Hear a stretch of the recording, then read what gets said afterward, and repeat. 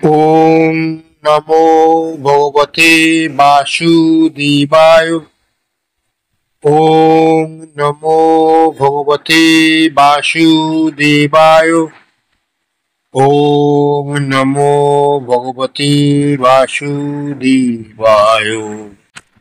শ্লোক 17। শ্রীণতাং সকথা কৃষ্ণ পুণ্য শ্রবণ কীর্তনম হৃদয়ন্তস্থ হ্যাপত্রাণি বিদুনোতি সুহৃৎসতাম। অনুবাদ: পরমেশ্বর ভগবান শ্রীকৃষ্ণ, যিনি পরমাত্মা রূপে সকল হৃদয়ে বিরাজ করেন এবং যিনি হচ্ছেন সাধু বর্গের সুহৃদ, তিনি তার পবিত্র কথা শ্রবণ এবং কীর্তনে রতিযুক্ত ভক্তদের হৃদয়ের সমস্ত ভোগ বাসনা বিনাশ করেন। তাৎপর্য: পরমেশ্বর ভগবান শ্রীকৃষ্ণের কথা শ্রীকৃষ্ণ থেকে অভিন্ন, অর্থাৎ যা শ্রীকৃষ্ণ তাই তার কথা। তাই যখন নিরপরাধে ভগবানের মহিমা শ্রবণ এবং কীর্তন হয়, তখন শ্রীকৃষ্ণ তার অপ্রাকৃত নামরূপে সেখানে বর্তমান থাকে।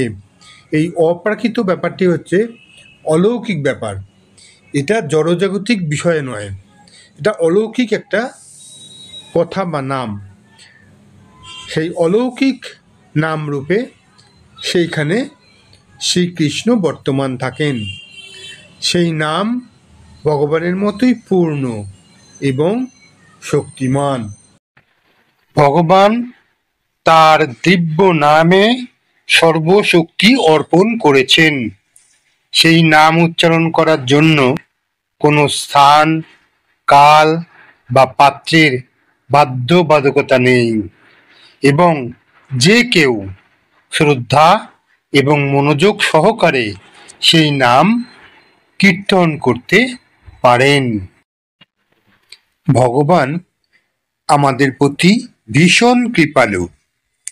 তার অপ্রাকৃত নামরূপে তিনি আমাদের সম্মুখে উপস্থিত থাকতে পারেন, কিন্তু আমরা এমনই দুর্ভাগা যে ভগবানের নাম এবং মহিমা শ্রবণ ও কীর্তনে আমাদের কোনো ইচ্ছা বা রুচি নেই।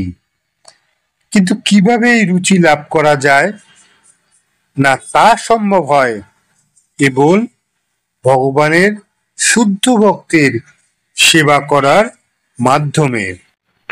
ভগবান তার ভক্তের ডাকে সাড়া দেন। তিনি যখন দেখেন যে কোনো ভক্ত তার প্রতি ঐকান্তিকভাবে আগ্রহী এবং তার ফলে তার কথা শ্রবণে গভীরভাবে উৎসুক হয়েছেন, তখন ভগবান তার হৃদয় থেকে তাকে এমনভাবে পরিচালিত করেন যাতে ভক্ত তার কাছে ফিরে যেতে পারেন। ভগবানের কাছে ফিরে যাওয়ার জন্য আমাদের যে বাসনা, তার থেকে আমাদেরকে তার কাছে ফিরিয়ে নিয়ে যাওয়ার জন্য ভগবানের উৎকণ্ঠা অনেক বেশি।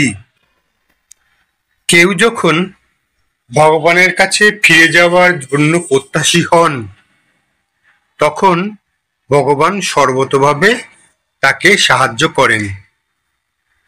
সর্বতোভাবে পাপমুক্ত না হলে ভগবানের রাজ্যে প্রবেশ করা যায় না।